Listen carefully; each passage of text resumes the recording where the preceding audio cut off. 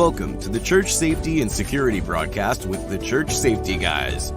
Brought to you by TwoWayRadioCenter.com, a Motorola value-added reseller.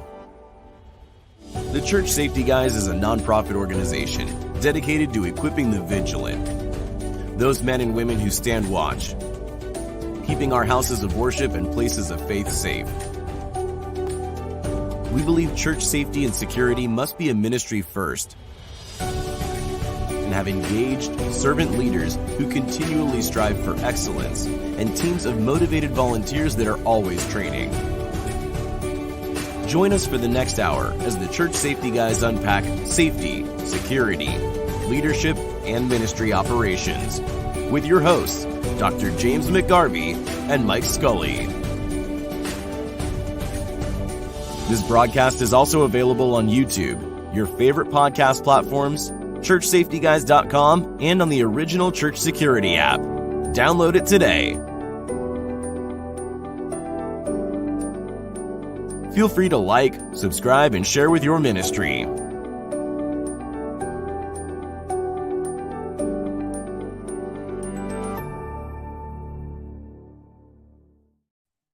Well, hello. Welcome to the Church Safety and Security broadcast with the Church Safety Guys. I am James, and once again on this fine broadcast, joined by my co-host, Mike. How you doing, sir? Happy Sunday. Happy new week. Happy almost new month. Happy back to school. Like, where I feel like it's everything is on slot right now. Happy technical difficulties. Thanks for those joining us late. Yeah, the technical difficulties. It's been pretty good lately. Yeah. I mean, we had a good run. Gremlins in the system. I went to fire it up for those of you watching, and for some reason our broadcast software didn't like Facebook. That's weird, but it's working now. So yep.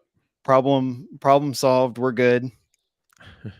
So busy week, busy weekend. I had the opportunity yesterday to actually drive up to Toledo, which is right on the Michigan-Ohio border.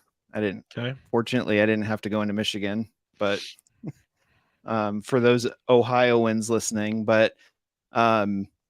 there was, I think, 6 or 7 churches that got together to do a tent revival. And one of the folks in our group who actually came to our Columbus conference when we did it in Church Security Essentials in Columbus, he messaged me and sent me a flyer, and he was like, hey, could you keep us in prayer because we're doing this. Yep. And they kind of tapped into him to ask him to keep an eye on things. And so I messaged him and I said, can I help you? Can I come up and hang out with you? And he was really excited about that. He's like, yeah, absolutely. I love to fellowship with you and whatnot. So I went up for a good chunk of the day, and it was pretty interesting for sure. I think it was, like I said, there were probably 6 or 7 churches, and one of the churches was a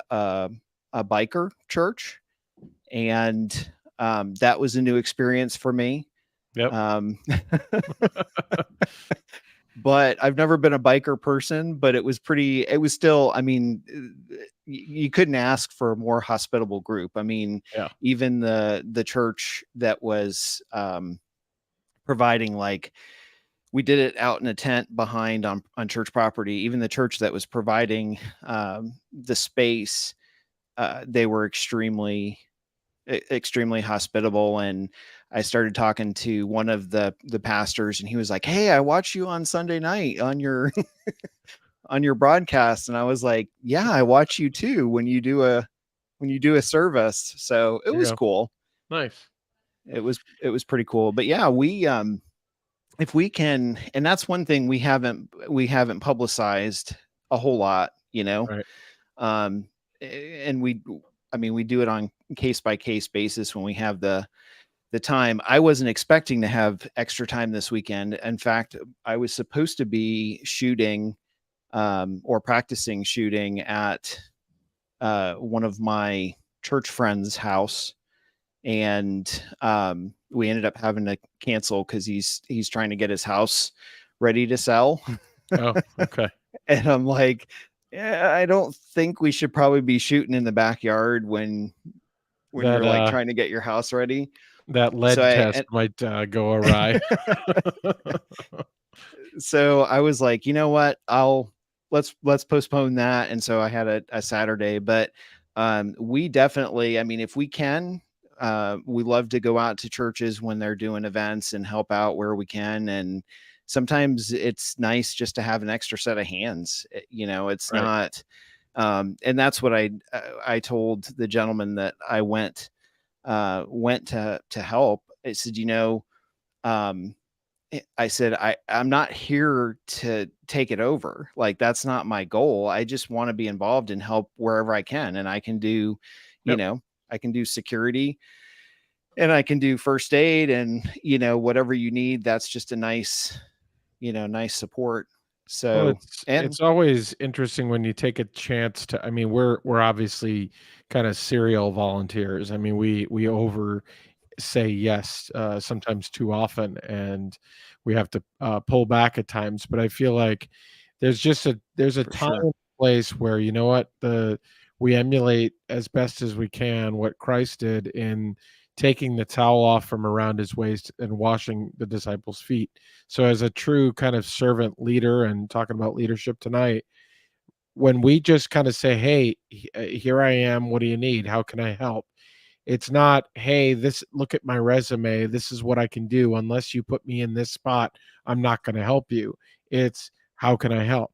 And I think that's the real difference. I think there's kind of a line in the sand where some folks only want to do what the one role that they have, and they don't necessarily take on more than that.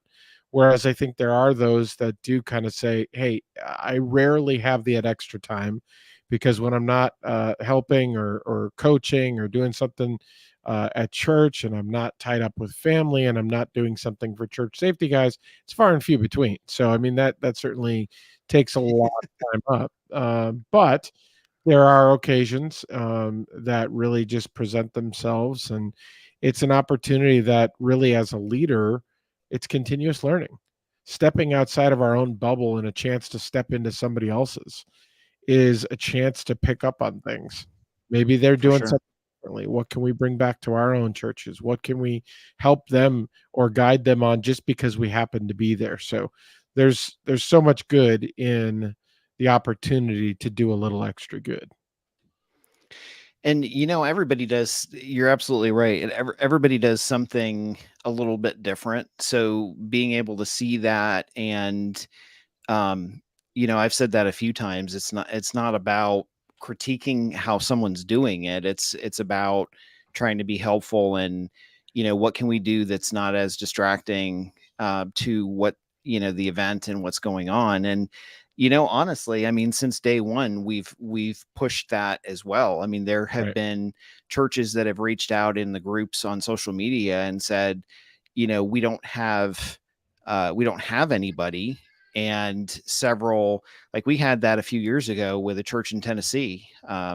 They stepped forward and said, everybody, it was at Christmas time, and they were doing a big Christmas event, and everybody got sick on their team. And so I posted it in one of the groups, and literally within 10 minutes, 2 massive churches stepped in and said, hey, we'll send 5 people over on that day. So now all of a sudden he's got, 10 people, guest people that are coming to the church, and maybe they don't know, the minute details of that church, but they can still, stand watch and still perform the activities and do it well. So I love it when I see that, when I see churches that come together, in the community, and try and help each other in practical ways. And it's awesome to see it with outreach too, specifically, because then, people aren't concerned about just their church. It's, how can we help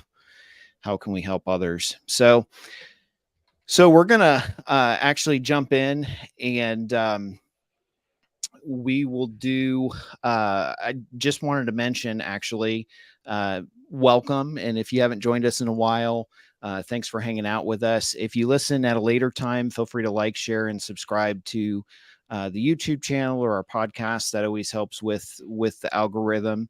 And as you subscribe, that will actually send you notifications when we post new content. And then, as always, you can reach out to us through our website, which is churchsafetyguys.com, or you can reach out to us through the Church Security app, whichever is easiest for you. I did want to announce, because we haven't yet, our new behind me, our new resource called Train. And that's with the ministry life cycle that came out this past week. So that's available for you to pick up a copy. And right now we actually have it at an introductory price. So it's $12.99 a book. And as always, if you want to bulk order that for your church, your team, you're welcome to reach out to us through the website, and we can definitely help you out with that. For those that are net new to the series, that is started with the Inspire, Influence, Impact book, and that kind of introduces the entire ministry life cycle concept. And then we break down and kind of break out each phase of the framework in its own book. And so we're kind of been working through each of those. So you have several of those on the market already today on Amazon, and then Train is the most recent. And it's definitely, I think it's one of the larger ministry life cycle books, but it's got some great resources and great information, and it's definitely something that you don't want to miss, that will be helpful to you and your team, and hopefully it'll be a blessing as well. So on this broadcast, we're going to talk a little bit about being a better leader. And I am actually sitting in our green room as our guest. So I'm going to go ahead and bring him in. So, hey, Dustin, again, thanks for joining us. Hey, James, yeah, glad to be here. Apologize for my tardiness. I'm kind of glad that the technical difficulties, man. I'm so sorry about that, but appreciate you waiting for me. It works. So Dustin has a crazy background. I'm going to say that, and I'm going to throw the spotlight on you for a second. But yeah, sure, man. He is a pastor in a church in Connecticut. Yep. And why don't you go ahead and, for our listeners, just kind of run through your bio real quick, and we'll get going. All right. If that's possible. Yeah, right. Quick. Yeah. So yeah. Hey, everybody, listen, my name is Dustin Alley. I pastor Liberty Baptist in Bristol, Connecticut, and it is the home of ESPN. I'm blessed to have a guy in our church that works for ESPN. And in 2019, on their 40th anniversary, I was in the building.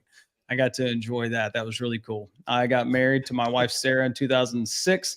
And we are high school sweethearts. We went to separate high schools. That's how we remained sweethearts.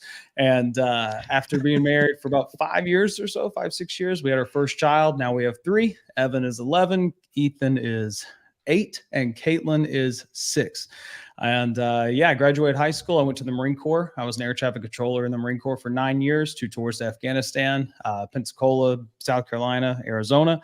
God called me to ministry in Arizona, and in 2015, I got hired on as the assistant pastor and youth pastor in Freedom Baptist Church out there with Pastor Chad Matheny. And 2018, God called me to the lead pastorate. In 2019, I came up here. That's like the shortest version I can possibly give you. I was going to say, that's good. Yeah, I do what I can. Yeah. Well, what's funny is, and I'll throw a plug out here to Dustin. We actually went to the same conference. If you guys remember, we went to the same Idea Day conference in Texas that got iced out at the beginning of the year. Yeah. And I left New England in January, James, right, to an ice storm in Texas. And it was probably like what, 50 degrees in Connecticut. It was sunny and beautiful. And I'm in, where were we? We were near Dallas, right? Dallas. Yeah. It's just outside of Dallas. Yeah. It's crazy. But yeah, so I went to the conference, didn't even see him, didn't meet him. and we actually met on one of the social media groups. And Dustin has an interesting vision and interesting ministry. I'll throw that out there. He's one of the few people that I've met that might be more active than me, with his family, with church, with writing a book, with taking on more and more and more. But anyhow, so I reached out to him. We got to know each other and work together. And that is he does a podcast called, I'll throw it over to you. Men After God. Yeah. Thanks, James. Yeah. I gave my bio up to the pastorate, but the Men After God movement, man, yeah, that has taken off, and we're so excited about that. And I'm thankful for you jumping in, because if you weren't jumping in and volunteering some of your time with us, I would be doing it. And I'm very thankful for you giving that up. And so I appreciate that. Yeah. So our Men After God movement, I was listening to some of your talk from backstage there, is really focused on some of the things you guys were mentioning. We believe at the Men After God movement that every Christian man desires success in life. They want to either achieve financial success, they want to achieve work success, they want to achieve success in some way. And our role is to partner with them to help them do that with a thriving faith and family. Too many Christian men have tried to build up an empire for themselves, or build up a kingdom for themselves in the area of work or finances or something they're pursuing after in this world, and they've lost their faith, or they've lost their family because of it. I don't think that needs to happen. We're here to come alongside them and help them be able to accomplish what God has called them to do, and allow them to raise a family that thrives with their faith in Jesus Christ. So that's really why we exist. Our podcast is all about interviewing some guys in that space, delivering some content to help, Christian entrepreneurs or business owners or corporate America men that follow Jesus to be able to realize that you can have all the money in the world, take all the great vacations, own the nicest cars, but when you lose your faith in Christ and your family, you've lost it all. And so we're here to help them not allow that to happen. Or if they've come to a place where it's starting to happen, we want to partner with them to flip that switch real quick. That's great. That's good stuff. Always good to have kind of the wheels on the ground and make sure you have that grounding in the right things. And I think right up front, I think that success, the glitz, the glamour, the dollar signs, all those things can certainly do a number on anybody. But I feel like that desire of males to kind of be that breadwinner, to succeed, to reach that plateau or something, always that next rung on the ladder, I think it can kind of suck you in like fool's gold, and you can really lose sight of what you need to be looking at. Absolutely, Mike. And what we've seen take place is oftentimes it's easy for us to understand how it's happening in money. But can I tell you, as a guy in ministry, it's just as easy for me to lose myself in the pursuit of ministry as it is for someone to lose themselves into the pursuit of success in the world and finances. Because how easy is it to make an excuse to work for God when you say, well, it's for the Lord? Right. Well, I can give all my time and stuff over to that. And, we have a coaching framework that we're rolling out to be able to offer to guys if they want to go through that program. It's about a 10-week evergreen type program that also gives them access to private coaching on a weekly basis in our group. But nonetheless, it focuses on 5 things I think every Christian man needs to do. And so if you're watching this, grab a pen, write this down. This is a freebie. All right, guys. The first thing hold on 1 second, Dustin. He beat me to a list, James. You got to mark this down.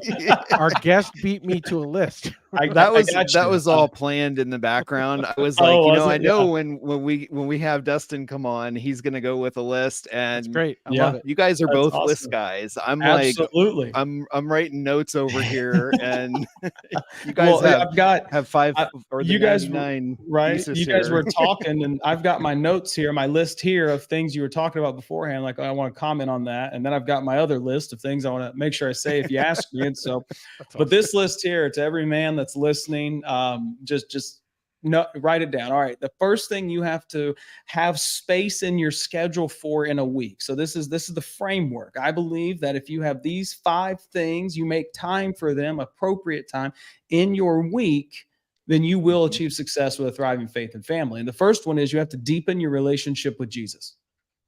But just dive right in there. That's foundational. You have to deepen your relationship with Jesus. Now, what's that look like to you? Man, James, you said it earlier, man. We've got people on there. People do things differently, right? Some of us like to read a chapter. Some of us like to read a verse and meditate upon it. Some of us like to write out what God's saying to us through the Word, and those different things. Whatever it looks like, deepen your relationship with Jesus. The second thing you have to do is you have to devote time to your family. You cannot have a thriving faith and family if you don't give them time.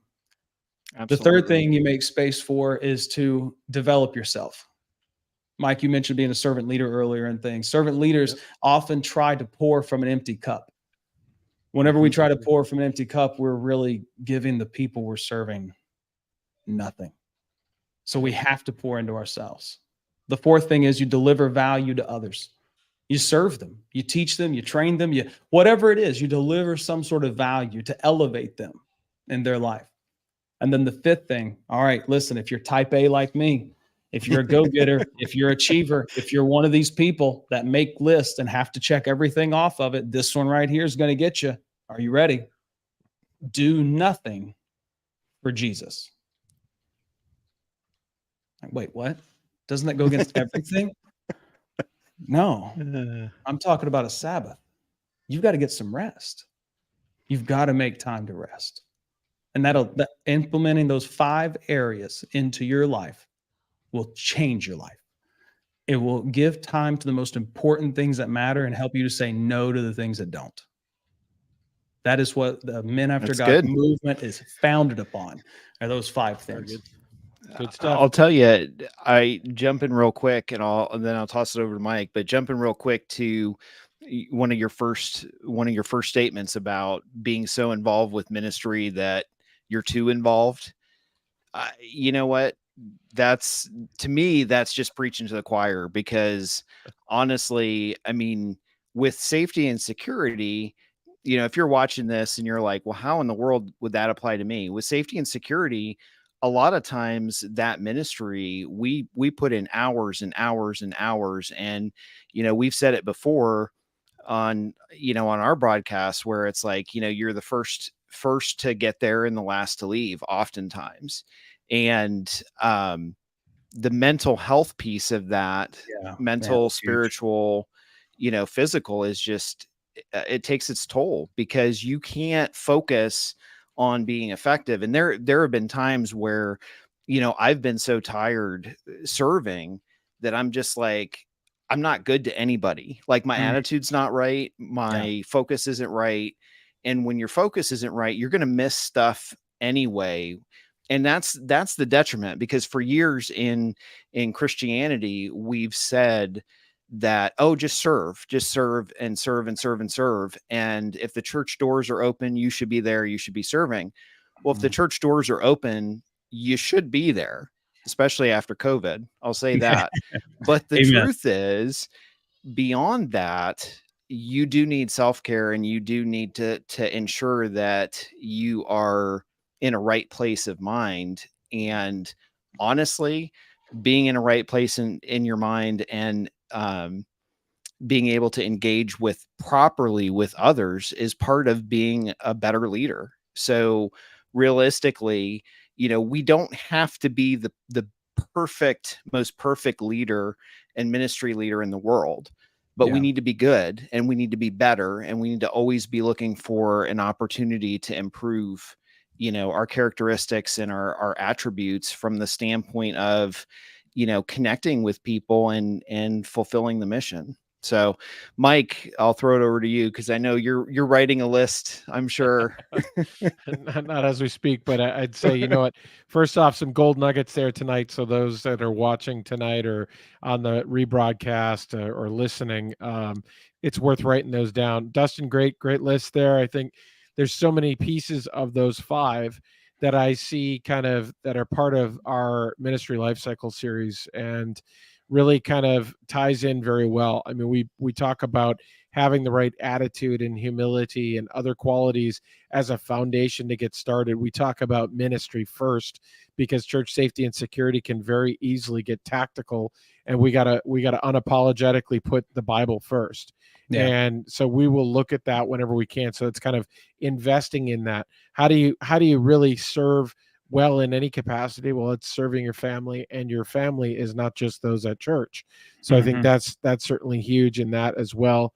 As James was talking, that empty cup part that you mentioned there, Dustin, is the last step for us is renew. It's that chance to pause, to reflect, to recharge, and to kind of hit at it again, because we're no good to anybody if we don't recharge. And we see so many folks in ministry, whether it's even as pastors, that they reach a point where they burn out. Yeah. And you end up seeing sabbaticals, or they leave the ministry entirely because they were pouring from an empty cup, and they didn't have people pouring back in. So I think that's certainly something big there. And then we're always big on always training. So the idea that we need to continually invest in ourselves to have something to pour from, to put something into our cup, but also that's that value that we're delivering to others. So really love the list, really fits really well and nicely to what we do here at Church Safety Guys. Man, that's so awesome to hear what you were talking about of just that renewal. You know, it looks different in today's culture. We're always accustomed to being on or being attached to a device, or always accessible. Sure. Just this last week, just as a pastor, I had someone that felt as though they could text me anytime they wanted, like 11:30 p.m. And it wasn't a need. Guys, listen, if you have a need and your pastor is the one who can fill it, then okay. Sure. But if it's just to say, hey, I didn't like what you did the other day, find another time to text him. Right. and let him know, right? We've said that time and time again. I mean, generally speaking, I won't say I never, because as soon as I say never, something happens. Someone's going to text you, James. You remember that one time 5 years ago? I will say usually after 10 p.m. is my time. Like I will sit my phone down. I kind of pull myself away from it.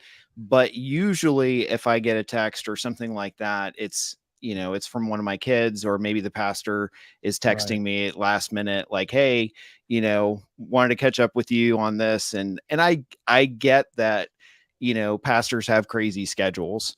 But at the same time, too, we've talked many, many times on the broadcast about respecting pastors' time and saying, look, a Sunday morning, because what we hear a lot is, a crazy amount of time is people coming to us and saying, my pastor doesn't want to do a safety or security ministry, right? So how do I handle that? And one of the first things I will ask them is, or say is, okay, when did you talk to him about it? What was the setting? And they'll come back and they'll say, well, I grabbed him on Sunday morning. And I'm like, before or after the service? And they're like, well, before the service. Yeah, before the service. And I'm like, okay, so this is a coaching moment. And that's what I tell people. And I'm like, you know what? You're probably not going to want to hear this, but I'm going to, as a brother in the Lord, I'm going to say it anyway. And that's, don't do that, because the pastor at that point has two focuses: one, the message, and two, the people that are walking in the building. They are not focused operationally on that. They want everything to go well because it's representative, and falls on their shoulders, but they're not going to be saying, let's add another ministry right now, because the answer you're going to get is no. Why do I want to add another ministry when I see what's going wrong in this one, and I see what needs to be fixed in this one right now? And I'm right there with you. And I tell you, the concept of rest, I read a great book, The Ruthless Elimination of Hurry. I recommend it. He says some political things I disagree with, but overall, great book. And he just talks about looking at Jesus's life as the yoke that he gave us. The method in which the oxen carried out the work was the yoke that was placed upon him, that guided him and directed him. And the yoke that Jesus gave us was the example of his life, which was a slower paced life than what we live today. And one of the things I've started doing as a result of reading that book is I actually now take a sabbatical, a Sabbath, if you will, from my phone. I've done it 2 weeks now. I'm proud of myself. Your church is still standing. My church is still standing. That's what someone said. What if someone needs you? Like, well, they'll call my wife. She's got her phone, And then also, this is the thing I like to say, like, I'm your pastor, not your Holy Spirit. I can't handle it all. And so don't ask me to. But on Saturdays, I last week I kept it on my Just it stayed on my nightstand. I didn't even touch it. And then this Saturday we had to get creative. My wife put parental controls on my phone so I could only have access to phone calls and text because I was going out to get a haircut and I had to go out and run some errands. She's like, well, I want to be able to talk to you. I'm like, well, okay. So I'll probably get a flip phone just so I don't have the temptation of smartphone access. But that's a great way to just get some rest and renewal. And James, what you're talking about, like pastor's crazy schedule. Hey, if there's a pastor listening to this, you have a crazy schedule because you choose to have a crazy schedule. And that's really all of us. We are the ones that choose our schedule. Because if we're not choosing our schedule, then we're playing victim to the things that are in our life rather than actually taking control of our life for the Lord. We have a responsibility to steward it. Just like we do money, Mike. If I'm a person that says, hey, I don't have any money. I never have money. I never have money. Well, why don't you have money? Well, because I'm not paid enough. Well, okay, but you're getting paid, right? Yeah. Okay. Well, what do you spend your money on? Well, I buy a lot of 12 packs of Coke and a bunch of candy every day. Wait a minute. The problem is not how much money you're getting. The problem is how you're stewarding it. Well, the same thing's true with your time. This is what helped me give a Sabbath back to God, because I began looking at it as an act of worship. Just as my tithe is an act of worship to say, God, you'll do more with the 90% that I keep than if I kept all 100. Well, God, you'll do more with me working 6 days on the things you have me doing than if I worked 7 days. Why? Because he told me to rest. Yep. And so that's I think that's when we take it as an act of worship, our lives as an act of worship and stewardship, we can take ownership of them and be careful with those schedules. And so, that leads to us being a better leader. One of the folks watching actually commented on something. They said, I believe one of the issues with respect is that we haven't taught parishioners pastoral care. Just like we care for them, they need to be taught how to care for us. Amen. And that's brilliant. Mm-hmm. Being part of a church plant, it's all hands on deck for everything. Yep. And we've had the elders of the church have numerous times connected and sat down with the pastor and his wife and said, okay, here's the thing. You cannot do everything. Like, you have to trust us enough to delegate and give us responsibility, because you are going to get burned out. And not only are you going to get burned out, but you're going to develop a culture in this church plant, in this church, where everyone comes to you for everything. And, what happens when you go out of town on vacation for a week? Your phone's going to be blown up by people that can't live without you versus, I don't know. Hey, talk to James, talk to one of the other guys. They're there, they can help you. And so it goes both ways. And I think there certainly needs to be more pastors that do that. But I know, being a pastor in the past, that there's always a lot of responsibility and a lot of pressure. Like, we put pressure on ourselves to perform and outperform and be better and do better and be everything to everybody. And that's where it goes off the rails with the self-care, because it's like, at some point in time, we also need to look at the fact that I use the illustration a lot of times of Moses in the Old Testament, when his father-in-law came to him and said, look, you're killing yourself. Set up elders, set up leaders that can do this so that you only deal with the major stuff. Like, empower other people to do what you do, and train them. And that's, honestly, I mean, we see that in both cases for sure. Yeah. But Mike, you were gonna you actually you took some of the thunder there. I was actually going to go towards that, well, with empowerment. I think from the delegation is kind of one of my weaknesses. I feel like I tend to wrap my arms around things and try to really take hold of it and tackle stuff, where I seek to try to be better at that, to find folks that can take on stuff. But that empowerment is really how to be. We're talking about this evening about how to be a better leader. Well, being a better leader is to actually equip and empower others around you to be like you, to be able to do it without you. I think that the truest definition of success is somebody who can do your job without you there. And it's counterintuitive. And at times it feels like I'm training my replacement in my day job. But other times I sit there and say, the more people I equip, the better other people look to me as a leader because they see me as competent and capable. Yeah, for ministry wise, and you said it right, Mike. We really are working ourselves out of a job in a sense. One of the so perspective, I've been a lead pastor for 4 years, so I know enough to severely get myself in trouble. I'm 35 years old, and so there are men that have done this longer, better, and much more competent than I am. So take what I'm saying at a grain of salt.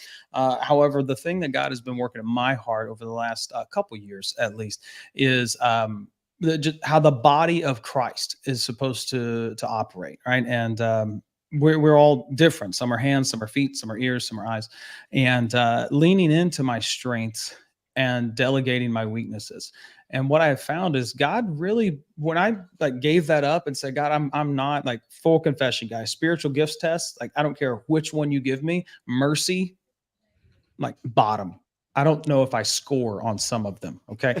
And so when it comes to like that pastoral care and that shepherding aspect of it, I'm not the greatest at that. And I've told our church, like, guys, sorry, I love you. I'll come to your bedside. I've visited hospitals. I've been next to deathbeds. I've done funerals. I've been in the hospital room with a wife when her husband died. I've done these things, and I'm not, a monster. It's like, okay, well, now I'm out, however, those are not my strengths. So what I've learned is to really lean into the strengths of others and elevate them into those positions so that I can focus on only what I can do. Right. I'm some pastors are shepherds, and they're not equipped to really do some of the other things. And a shepherd and a visionary, I believe they can be the same, but a lot of times you find shepherds being the ones that they love people, and they love being around people, love caring for people, and you can see that in them. But when it comes to administration, or when it comes to forward thinking to help the church progress and remain in the 21st century, sometimes that can be lacking, when that just kind of needs to be relegated over. The ultimate responsibility lies on the pastor. However, it doesn't mean he has to be the one that gets it all done. And James, your church plant, man, such wisdom to gather around the pastor and say, hey, you've got to delegate. We want a culture where the church is interdependent with the pastor, not dependent upon. And I think that would relate to your security teams too. We've seen other churches that we've been part of, and we really, for our church plant, we really have a stellar team of seasoned folks that love the Lord, really are like, we've put our all into making this successful. And I think certainly with any ministry, you want people to be engaged and play to their strengths and try and minimize, you can't eliminate, but minimize the weaknesses. But the other piece of that is, as leaders, we have a responsibility to engage and mentor and coach the folks that we're serving with. Because if we don't do that, we're going to lose them, because they're giving. And as a leader, if we're not pouring into them and saying, as well as doing the ministry task, they're going to come back and be like, well, all you're ever doing is asking me for stuff. And we can all think of people that we've pulled away from talking to because every time they text or every time they call, they need something. And it gets to that point where it's like, this is really frustrating. But what's interesting to me is we had a situation a couple of months ago where our pastor was out of town, and one of our church members was in went to the hospital with some medical things. And so the pastor texted me and said, hey, I'm out of town. I volunteered to actually take his phone calls and stuff and help him. He's like, hey, can you run over to the hospital, because so-and-so is there. They were just admitted. We're trying to figure out what's going on. Would you mind just going and talking to him? And I said, absolutely, I'll go over. That's not a problem. So I called one of the other younger guys and I said, hey, are you free? And he's like, maybe. What's up? I said, I want you to go to the hospital with me. And he's like, I've never done that before. And I said, well, perfect time. Guess what? I said, you don't have to say anything. You don't have to do anything. Just come hang out with me. And he's like, Okay, fine. So I pick him up, we drive to the hospital, walk in, and of course, ERs, hospitals, they're not pleasant places, right? You've got machines everywhere, and his family, this gentleman was admitted, and his family was there, his wife was there, and stressed out, and their son. And as we're walking in, I said, okay, we're going to spend about 5 or 10 minutes here. I'm just going to check in with them. We're going to pray with them, and then we'll leave. We'll be good. So 30 minutes later, the nurse came up to us and said, I noticed you were praying. We really aren't supposed to let visitors be in the ER that long, but I kind of felt like I didn't want to interrupt you, and I wanted to respect your religious preferences. But she's like, I really need you to leave. So the end of the story, I mean, we ended up basically spending about a half an hour there. And the young man that went with me connected with their son, who was just he sees his dad hooked up to all these tubes and everything. And so my friend pulls him out of the room, the son, and he's talking to him, and he's like, look, your dad's going to be good. Let's pray. And so it engaged with them while I was, talking with the husband or dad and the wife. So to me, as we're walking back out to the car, he's like, hey, I just wanted to say thank you. Mm-hmm. And I said, for what? And he said, for pressuring me to do this, because it was out of my comfort zone. And he's like, I've never done a hospital visit before, but he's like, if I hadn't gone, I wouldn't have been able to engage with this young man who is also in the college age group at the church. And that's so awesome. I said, absolutely. And what's even better was they decided, because we engaged with them, they decided to regularly attend the church. And so now every time I see either one of them, they make it a point to come over to me and say, hey, thank you so much. We really appreciate it. And obviously it's not about saying thank you, but if you don't, as a leader, if you don't have vested personal interest in individuals that you're serving with, you're just not going to be as successful as you potentially could be. Because again, like I said, it's, we all get tired of doing things and serving, but at the end of the day, we gravitate towards the people while we're serving that are appreciative and are thankful and are vocal about, us giving up of our time. Mm-hmm. And I know, like, if I'm doing something, even with the pastor, and he says, thank you, I'm not a words of affirmation kind of guy. Like I've said that before on the broadcast, but I appreciate the fact that it's recognized that, that I invest the time, and it's hard. It really is. But at the end of the day, we do the best we can, and we try and connect with the people that we're serving with. But well, people don't care how much you know until they know how much you care. And you really did a great job right there, James, of just bringing someone alongside you and showing them how it's done. That's what Jesus did. Jesus lived his life with the disciples. He showed them, he lived with them, he talked to them, he taught them. And I think, when it comes to, I'm working with a young man right now as an intern, and we've had discussions before, and I'm very much an on the job training type person. I think if you want to be in ministry, you need to be in ministry, and then you'll, just learn. And as God provides opportunities, you'll be able to pastor if that's what God's calling you to, or whatever it may be. I'm not a big academic, if you will. You'll learn more just leading a ministry than you will sitting in a classroom learning about ministry or theology or anything of that nature. And those things can be important. But what you did there, I think, was the example Jesus gave, and that's phenomenal. That's awesome. Good stuff. Mike, did you want to jump in? And I mean, I could take us in a completely different direction. I don't know if you have another piece on the nope, you're good list tonight. I do kind of have a dozen I'll throw out there. You knew I was going to have a list. I was just surprised you beat me to it, Dustin. But no, I was like, kind of, bring in the dozen and kind of say what are those things? Being a better leader, what does that really mean? And so starting really, I'll kind of run through them and then we can kind of talk about any of them that we'd like. Number 1, empathy. Number 2, grit. Number 3, humility. Number 4, integrity. Number 5, flexibility. Number 6, self-awareness. Number 7, optimism. Number 8, being a continuous learner. Number 9, embracing change. Number 10, giving credit. Number 11, communicating well. And number 12, leaders say and do. So we're gonna spend 10 minutes on each one of those. No. I'm gonna get more coffee, guys. I'll be back. Okay. Yeah.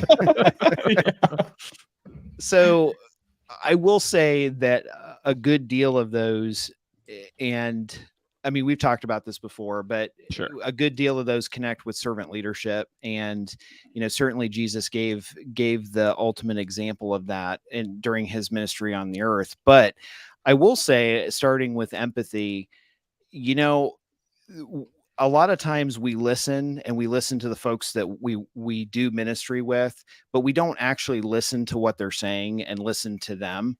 And a lot of times when we talk about empathy, that's how we can do that. That's how we can demonstrate empathy, by simply listening and engaging with that individual, but taking it a step further and actually saying, you know what, I might not disagree with, or I might disagree with what you're saying, but ultimately, I'm still going to pay attention because what you're saying has value. And when we treat volunteers like that, or the folks that are serving like that, that establishes value. All of those 12 things, if I went through and drew it out on a whiteboard, which Mike and I do that on occasion to track stuff down and thoughts and whatnot, but every one of those things that would make you listening a better leader adds value to someone else. And so if we take that and we actually implement that as being a leader, our primary concern is pouring into the lives of others and helping others, that in turn sets us up for success. I mean, there's no other way to really say that, because oftentimes, with safety and security, we see folks that will say, and a lot of other ministries, hospitality, etc., they'll say, okay, I've got 10 people. I'm running those 10 people. They're going to serve. There shouldn't be a problem. They know what to do. And then it falls apart. And they're like, well, what happened? Like, why? And so oftentimes they'll come to us and they'll say, I don't have a team anymore. Well, why don't you have a team? Well, they all left. Well, have you text them? Have you spent time with them? Have you engaged with them? Have you gotten to know them better? And, the response oftentimes will be a deer in the headlights look, where it's like, oh no, I don't talk to them. I don't text them. And I'm like, okay, so if you aren't concerned about them, then why does it matter when you lose your team? Well, I can't do what I'm supposed to do. Well, yeah, so you need to be concerned about them.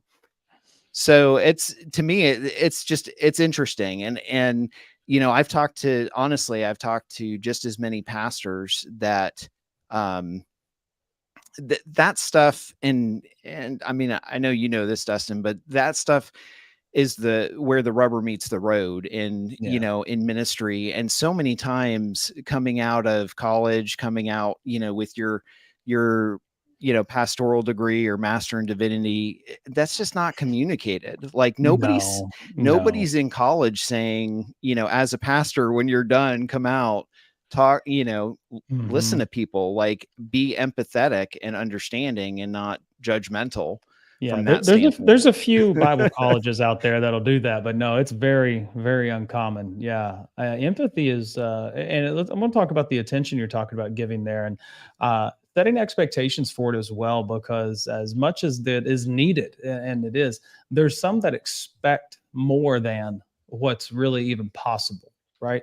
True. Just for instance, right? Like I'm 35. I am pursuing a doctorate in ministry and leadership with Liberty University. I have a wife and 3 kids. I pastor a church, and now I'm leading the Men After God movement, and I'm very excited about it all. And I tell our church family, you are my priority as a pastor. You're supposed to be. That's great. However, there is someone else, my family, and they win every time. Right. Sure. Just period. And so there has been some that just recently in the last few weeks, someone that wanted a time to take them anywhere and everywhere they wanted. I pastor a church of about 175 average attendance right now. And so, again, we're at that place to where it's really starting to go less on me and more on everyone, which is great. But this is just this person that wanted and wanted and wanted. And I had to set the expectation of, hey, listen, I can't do this. You're hurting my family now, and we need to stop. And so I think that's important to set out as to the expectation of, but, asking for a text a week, an email a week, some form of communication a week, just to say, hey, I'm praying for you. I love you. Something simple and kind. That goes a long way. That's good stuff. That's straight into, I think, 2 of them right there, Dustin, is you want to have flexibility. Yes. But you got to have that self-awareness to the point where if you're not letting your burn out, you're not letting your priorities get misplaced, you're really aware enough to kind of say to no, and you got to push back sometimes. And it's kind of knowing that is kind of saying the opportunity, we talked about it earlier, the ability to kind of delegate or realize that, hey, you got to hand off or tag out or whatever. And sometimes that's back to another one. That's just grit. That's just grinding that out and saying, you know what, look, man, it's just not the right time. I can't do this right now. I can't, I'm sorry. I want to be able to help you out. Maybe here's somebody that could help you out, etc. I think a lot of us can struggle sometimes with saying no, not just to saying no to helping somebody out, but saying no to someone else. And I think it's that idea of the delivery of the no that people fear away from. So I think fear less about that, because what you're doing is kind of saying somebody needs to. You have to be able to drive that change home, because maybe somebody just said yes too much to that person and they've never been given a boundary. So we need to be able to give them that boundary. Yeah, I'll give you 2 things there, Mike, if I can. Self-awareness is often others' awareness. It's my wife who can look at me and say, hey, you need to take a break. Hey, you're getting a little, and I don't want to hear it anymore. So it's time to rest. She's the one that can really bring that out in me. And oftentimes that's what a lot of self-awareness is someone bringing it up and us going, oh yeah, you're right. Yeah, you're right about that. Yeah, exactly. And grit, I think the grit to continue forward, to say yes or say no, comes from purpose and planning and priorities. And that's why I love coaching. I had a coach for a year, and I have a coach in a different area now. But this guy was just coaching me in leadership, pastorate, and we worked through a process that I love taking people through. And I'm reading a book right now called Business Made Simple by Donald Miller. And this book, he put something out. I can't remember the website, but he's got a daily planner, a free one that he gives out. You can print out and stuff. And he has you start every day reading your eulogy. So prior to doing this, you've had to write your eulogy, and you're looking at, what your family and stuff's going to be saying at the end, or what you want said about you and stuff. And you're going to live that day in light of that. And if I want my family to, Dad, I love the time you gave us. I love how you made us a priority. I love that this, and my father was this, my father that. If I want those things said about me, then sometimes I have to say no to someone else, right? Or whatever situation yours may be. Maybe it's not with children. Maybe it's with whatever you have in your eulogy. You're going to say no that day in order for that to be a true thing stated. So thinking about that in the end in mind. And then lastly, I think sometimes as servant leaders, we often take on, and then this might go back to some over empathy, and no one has ever accused me of that, but that's a story for another day. But we can't take on another person's response to our statements. If our statements are, truthful, honest, biblical, especially if it's an area of theology, or something that is a boundary, like you said, Mike, and another person gets upset about that, we have to get a little thick skin and kind of look at it and go, well, I'm sorry that upset you, but that's the way it is. Right. And we have to Absolutely. be okay with doing that, because the moment we subject ourselves to other people's feelings, well, they now control our lives rather than God or us. Mhm.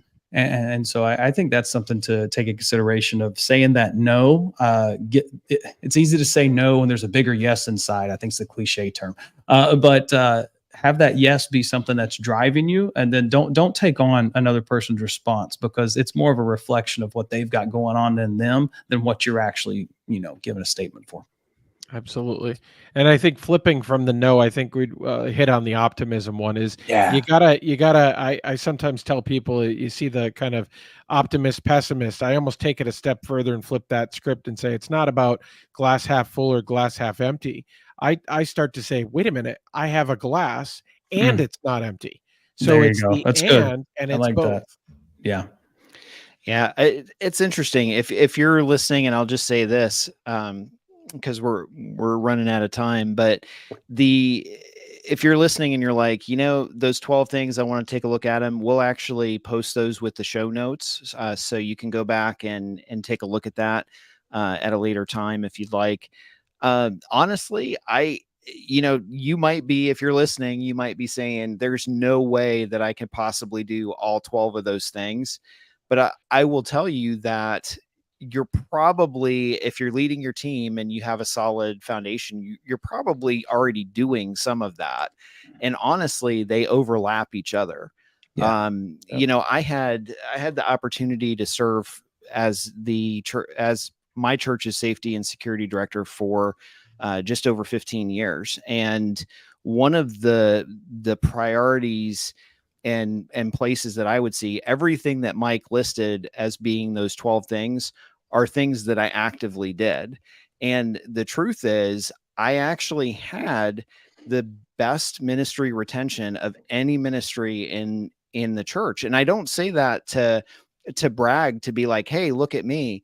But I say that to encourage you. Was it hard? Absolutely. There were days where I wanted to there were days when I tossed my keys to different pastors and said, I'm done, I'm out, see ya. And they graciously left them on their desk for me to reclaim the next time I walked in the building. But the truth is that, as we do the best we can, as we incorporate all of that, it becomes successful. Like, you can be better at leading because you're applying biblical foundation and biblical principles to serving. And as we do that, not only do you engage with folks and pour into them, but you retain them, and you help them because you're more concerned about them than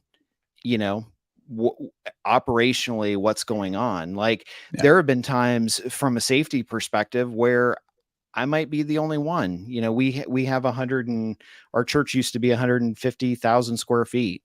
So, maybe I'm the only person. Maybe I can only do what I can do. That's fine. But if I'm not, empathetic and concerned about you as a volunteer and your family, then you're not going to come back and serve when you call me and say, hey, I need this day off because something's going on, Right. So there's always, with everything, there's always obviously a balance, but it's just interesting to me because oftentimes, like, we've had the opportunity to talk with pastors and also ministry leaders, and nobody there's not a school for ministry leaders. There's not, it would be nice if there was, that you could say, okay, we need a leader over hospitality. Go to the school for a month, and you'll come back and you'll be this perfect person. And I joke around all the time with the pastors, but I'll say, hey, if church would be so much better if we didn't have to deal with all these people, right? And they usually like stop and look at me like, what? Like, why are you saying that? Yeah. But I joke around about it. But the truth is, that's part of it. That's part of ministering. That's part of church is impacting the folks that are inside the walls as much as outside. So, Oh yeah. Yeah. No, the people are the ministry, without the For people, sure. we have no ministry, and so, Yeah, man. Well, I know we're going to be closing up. And so I just want to give a couple of resources to the guys. Obviously, if you want to follow us, Men After God Podcast, you can find us facebook.com / Men After God Podcast, or join our group community there, facebook.com/groups/Men After God. And we'd love to connect with you there. You mentioned how growing as a leader, James, is a biblical thing. That's one of the reasons I really like John Maxwell. I'm an executive director with the Maxwell leadership team, and I'm a huge fan of his, obviously, if I've poured in that much. But his book, 21 Irrefutable Laws of Leadership, is all based upon biblical principles and truths. And in fact, he wrote a devotional that goes along with it. And I think it's called The Most Important 21 Minutes of a Leader's Day or something like that. It's a black and blue copy. And it takes the 21 laws, and then as a 5-day devotional, maybe 7-day, as each one of them, he shows where in scripture he pulled that from, if you will, and you're able to read through that and see it in the Bible and the principle and truth there. And so highly recommend doing that. And for any leaders out there, if you're leading people, if you're leading people, you need to be loving people and love them first and then lead them. And all of this list that Mike put together is phenomenal. And it's something that every person can do. The Bible says that when we're saved, old things are passed away, all things become new. We're new creatures in Christ. Our sanctification, if we have a theology of sanctification, we believe we're consistently growing closer to Jesus before we get to heaven. That means there should be growth. And so if you're a person who looks at this list and says, man, well, I can do this, but I can't do that. Okay, great. So either work on it or bring in someone that is really good at it. There's some of those that I think just have to be innate to you. Optimism. I love that one. I'm forever the optimist. And Mike, I loved your illustration there about, it's not about half full or half empty. It's, look, you got a glass like that. You're already stepped leaps and bounds ahead of some people, and so it's just wonderful. Thanks for having me on, guys. I hope it brought some value to you, and I've definitely enjoyed talking with you. For sure, Mike, you're muted. Yep. Double muted there. Super hard to follow that one. I mean, what a great closing, Dustin. And I mean, you're dropping John Maxwell there. I can't quite get anywhere close to the same. None of us can, my friend. None of us can. But I will close out and kind of say, of that dozen, we talk about how do you be a better leader. Quick exercise. Take those dozen that we'll put in the show notes. Create 12 columns on a sheet of paper. Put one in each column. And then sit there and say, rank yourself. Give yourself a 1 to 10 score on how well you think you are in that category. And then look at the ones that you're the low score. Look at the ones that are the high score. And then use that to kind of introspectively work on.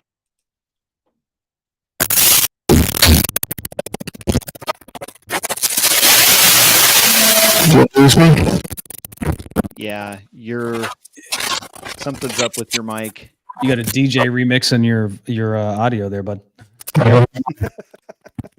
That's part of the technical difficulties. Oh well, yeah. Not again.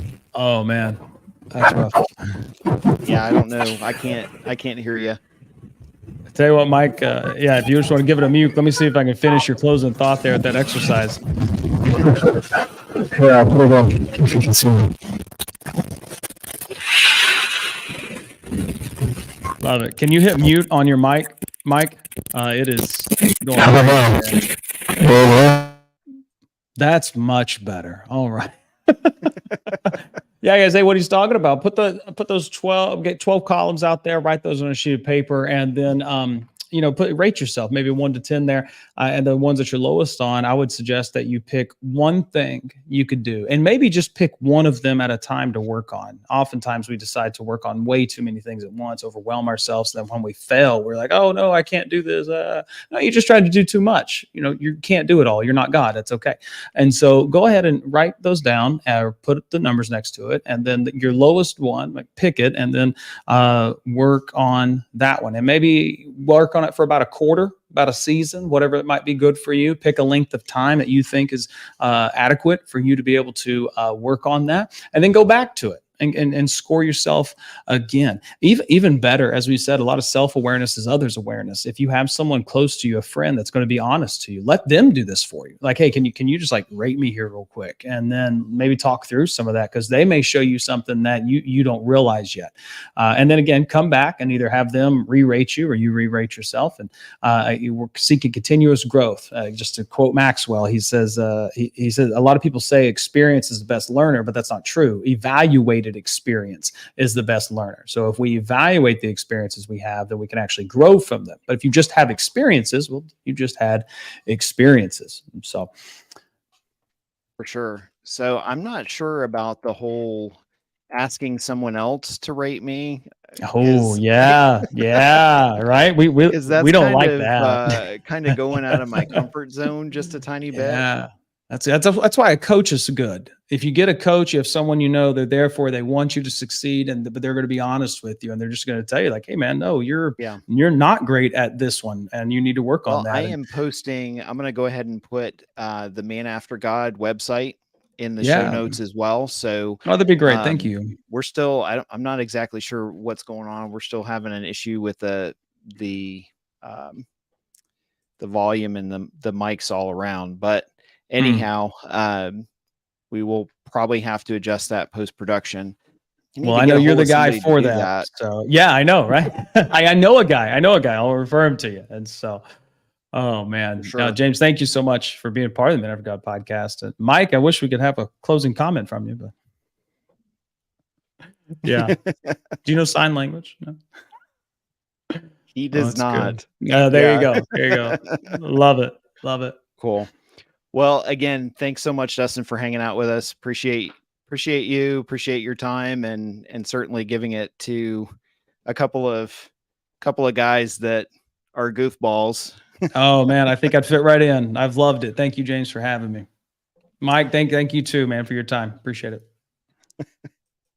All right, so we'll wrap up real quick. I don't know what happened, honestly, with the sound, because I think everybody's mic all of a sudden went crazy.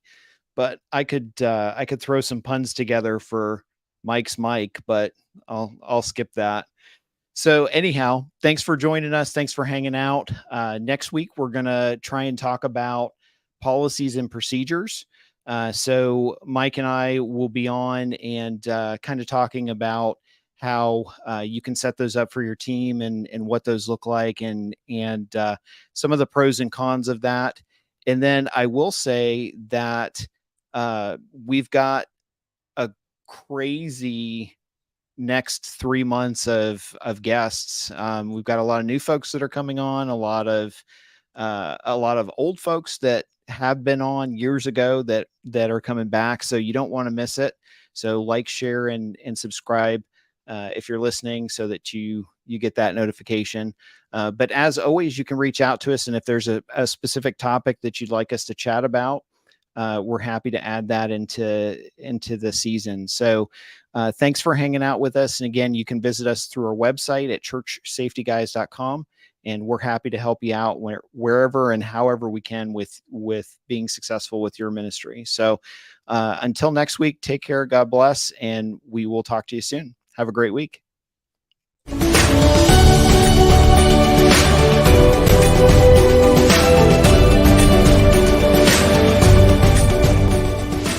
Thank you for joining the Church Safety Guys broadcast, brought to you by Vigilant Impact.